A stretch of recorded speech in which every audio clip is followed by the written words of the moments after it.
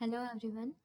जैसा कि आप जानते हैं हम BSc physics first semester mechanics के टॉपिक कवर कर रहे थे।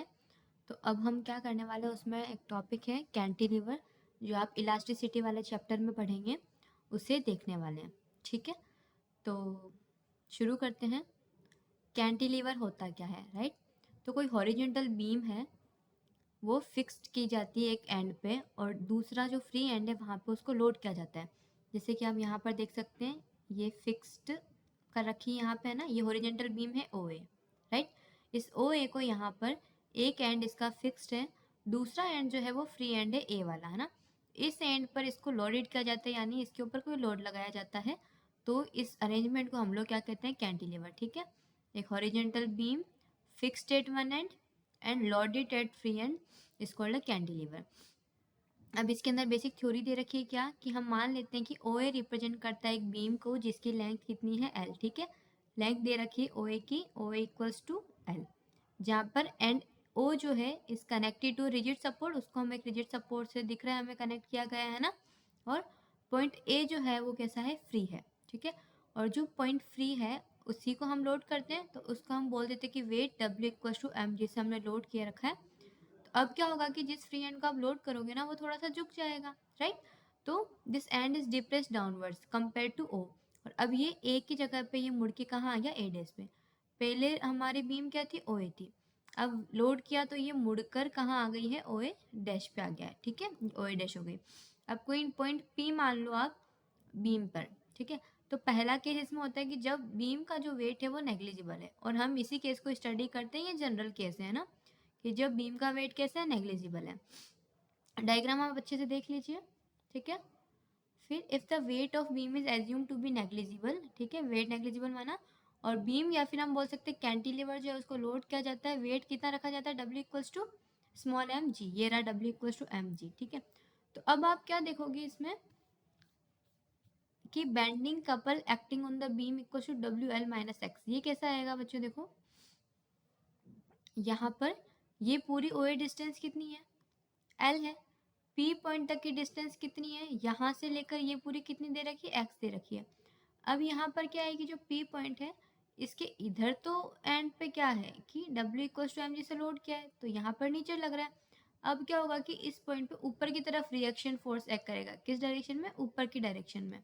ठीक है, तो जो परपेंडिकुलर डिस्टेंस है वो हम यूज में लेते हैं बेंडिंग मोमेंट के लिए, वो क्या हो जाएगा, फोर्स इनटू परपेंडिकुलर डिस्टेंस। तो ये परपेंडिकुलर डिस्टेंस कितनी बन रही है यहाँ से, ये चीज़ यहाँ पे लिखा हुआ है एल माइनस एक्स, है ना, क्योंकि ये टोटल ओ ए कितनी है, एल है, और पी पॉइंट से यानी ओ पी कितनी है, एक्स है, तो ये बची हुई डिस्टेंस कितनी हो गई, स्मॉल एल माइनस एक्स, ये चीज़। ठीक है, अब फोर्स इनटू कैसे लिखा जाएगा उसको, force into perpendicular distance. Force यहाँ पर कितना कितना एक्ट कर रहा है, फोर्स क्या होता है, मास इनटू एक्सेलरेशन। यहाँ पे कितना एक्ट कर रहा है, W equals to M G, है ना। तो डब्ल्यू इंटू परपेंडिकुलर डिस्टेंस कितनी यहाँ पर, एल माइनस एक्स। ठीक है, इस तरीके से आप इसको लिख सकते हो। फिर देखो, एक है बेंडिंग कपल का, अपन इस तरीके से लिख दिया है, W equals to L minus X, या फिर इसको बेंडिंग मोमेंट भी बोल सकते हो आप। अब यहाँ पर एक और फॉर्मूला होता है बेंडिंग मोमेंट का इक्विलिब्रियम में, कि बेंडिंग मोमेंट कैसे दिया जाएगा, Y I G upon R. ठीक है, यहाँ पर वाई क्या है, यंग्स मॉड्यूलस है, आई जी क्या रिप्रेजेंट करता है, बीम का moment of inertia, geometrical moment of inertia. ठीक है, आर क्या है, रेडियस ऑफ कर्वेचर है पॉइंट पी पे। अब आप क्या करो, इन दोनों इक्वेशन को इक्वेट कर दो, है ना। तो क्या लिखोगे, बराबर करोगे तो दोनों बेंडिंग मोमेंट है तो दोनों बराबर होने चाहिए, तो Y I G upon R equals to W L minus X. ठीक है, इक्वेशन को नोट कर लो। उसके बाद देखिए, रेडियस ऑफ कर्वेचर जो लेते हो ना आप, वो कैसे दी जाती है, मैथ्स में ये जनरल फॉर्मूला होता है ना, मैथ्स में आपने पढ़ा होगा, R equals to one plus D Y by D X का होल स्क्वायर, इस पूरे की power 3/2 divided by D two Y by D X square, है ना। अब क्या करोगे, आपके यहाँ पर आर की वैल्यू के लिए आपको ये चीज़ देखनी है कि, क्योंकि यहाँ पर क्या है कि हम इलास्टिक लिमिट की बात कर रहे हैं, किसकी बात कर रहे हैं, इलास्टिक लिमिट में बात कर रहे हैं, कि वो जो बीम है वो ऐसे थी और अब वो ऐसे डिप्रेस हो गई है, राइट। इस केस में क्या होगा कि उसमें बेंडिंग डिप्रेशन बहुत कम होता है, इस वजह से D Y by D X की वैल्यू जो होती है बहुत कम होती है, तो कम होती है यानी कि वो नेग्लिजिबल होती है। ठीक है, अब अगर ये नेग्लिजिबल है तो D Y by D X का होल स्क्वायर क्या हो जाएगा, नेग्लिजिबल हो जाएगा। ऊपर क्या बचेगा 1, नीचे क्या बचेगा 1 है ना, ऊपर क्या बचेगा 1 और नीचे क्या बचेगा d2y/dx²। ये किसकी वैल्यू है, r की वैल्यू है। अगर आपको पूछा जाए कि 1/r कितना है, क्या करोगे d2y/dx, इसको ऊपर चला जाएगा है ना, तो 1/r क्या बनेगा d2y/dx²। अब ये d2y/dx², ये 1/r की वैल्यू आपको कहाँ पुट करनी है, इस वाली इक्वेशन में, ठीक है। तो y/r है तो क्या लिखोगे सॉरी y/r की वैल्यू क्या लिखोगी d2y/dx² इक्वल टू WL-x। यहाँ से y/g को तो नीचे भेज दो, तो d2y/dx² कितना बनेगा W/y/g L-x। अब आपको क्या मिल गया d2y/dx² मिल गया। इसको एक बार इंटीग्रेट करोगे तो क्या मिलेगा dy/dx, वापस इंटीग्रेट करोगे, इंटीग्रेशन है ना, वापस इंटीग्रेट करोगे इसको तो क्या मिलेगा आपको y मिल जाएगा, राइट। तो ये चीज़ करो आप, एक बार इंटीग्रेट करेंगे तो देखो यहाँ पर क्या बनेगा, यहाँ पे सॉल्व करके दिखा देती हूँ मैं। d2y/dx² क्या बना dy/dx बना इक्वल्स टू W/y/g। y यहाँ पर ध्यान रखना, ये जो y है ना स्मॉल y है और ये कैपिटल Y यंग्स मॉड्यूलस है। W/Y/g L कम के साथ में करेंगे तो 1 का x का क्या हो जाएगा x² divided by 2 plus integration constant कोई c1 आ जाएगा है ना।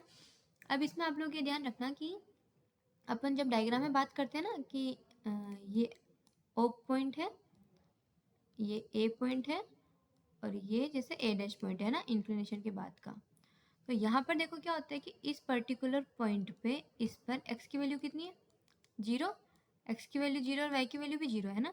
अब यहाँ पर x की वैल्यू धीरे धीरे बढ़ती जा रही है और y 0 ही है, फिर क्या हुआ x और बढ़ता गया तो y बढ़कर यहाँ पर आ गया, मैक्सिमम हो गया यहाँ पर जब x की वैल्यू कितनी हुई l, ये इसकी वैल्यू l थी ना, तो x 0 है तो y 0 है, और जब x की वैल्यू l हो जाएगी, इस यहाँ पर हम बात करेंगे है ना पॉइंट P के ऊपर, तो वहाँ पर x की वैल्यू l हो जाएगी और y क्या हो जाएगा मैक्सिमम, उसमें कितना y मैक्सिमम हो जाएगा कि कितना उसमें मैक्सिमम डिप्रेशन आ रहा है, उसको आप लोग डेल से कर सकते हो। समझ में आया, ये वाली जो चीज़ है ना, ये x की वैल्यू जब l होगी तब y इतना होगा। अब वो मैक्सिमम y है क्योंकि y पहले 0 था, फिर धीरे धीरे बढ़ा और इतना वो मैक्सिमम इलास्टिक लिमिट में लोड लगाने पर डिप्रेस हुआ है, ठीक है। इसको आप इससे डेल से डिनोट करेंगे, है बात समझ में। अब जैसे हमने बोला कि x इक्वल टू 0 पे y की वैल्यू 0 है, तो y 0 है तो dy/dx भी कितना हो जाएगा 0 हो जाएगा, राइट। तो जब x 0 है तो dy/dx भी 0 हो जाएगा। अब इस चीज़ को देखो, यहाँ पर इस इक्वेशन में आप x 0 है तो dy/dx 0 करोगे तो ये चीज़ 0, x 0 है तो ये दोनों टर्म 0, तो इस चीज़ को 0 से मल्टीप्लाई करोगे 0, c1 कितना निकल के आएगा 0 निकल के आएगा। इस इक्वेशन को फिर ऐसा कैसा वापस लिख दो, ठीक है। c1 को 0 किया तो ये पूरी ऐसी कैसी वापस आ गई। फिर हम एक और बार इंटीग्रेट करेंगे, जब एक और बार इंटीग्रेट करोगे आप इसको तो क्या होगा dy/dx का तो क्या हो जाएगा y हो जाएगा, है ना।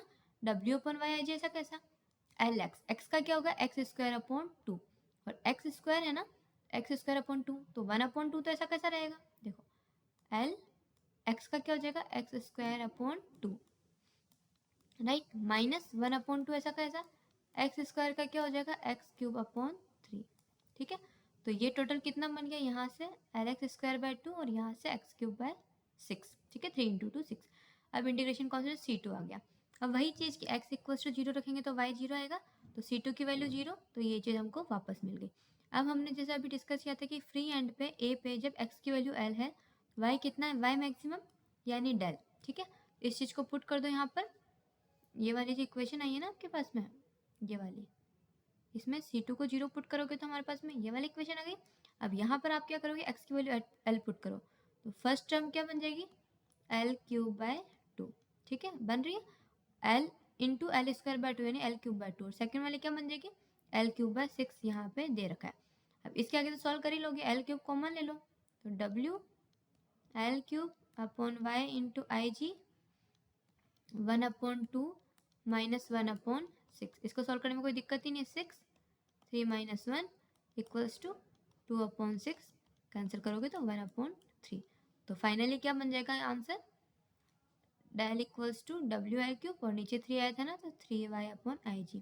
अगर आपको एग्जाम में छोटा क्वेश्चन पूछते हैं मतलब कम मार्क्स में, तो आप इसको कैंटिलीवर की डेफिनेशन लिखिए, उसका डायग्राम बनाएं और ये वाई मैक्स या फिर डेल्टा की वैल्यू कैलकुलेट कर, मतलब वैल्यू लिख दें। और अगर बड़ा क्वेश्चन आता है तो ऑब्वियसली बात आपको पूरा डेरिवेशन सॉल्व करना है, ठीक है। अब इसमें अलग अलग केस होते हैं, जैसे कि रेक्टेंगुलर बार है, उसके लिए आई जी की वैल्यू क्या होती है, बी डी क्यूब अपॉन 12 होती है। तो यहाँ पर आप देख सकते हो आई जी की वैल्यू डेल ये रखोगे तो ये हो जाएगी, ठीक है। ऐसे ही मान लो आपको सर्कुलर दे देते तो वहाँ पे आई जी पाई आर स्क्वायर बाय 4 हो जाता है, उसको वैल्यू पुट करोगे तो डेल अलग आएगा। तो मेन आपकी डेल का फॉर्मूला ये रहा, ठीक है। तो आई होप आपको समझ में आ गया होगा, कोई भी दिक्कत हो तो आप कमेंट कर सकते हो, ठीक है। तो आज की क्लास में कैंटिलीवर पूरा हो चुका है, थैंक यू।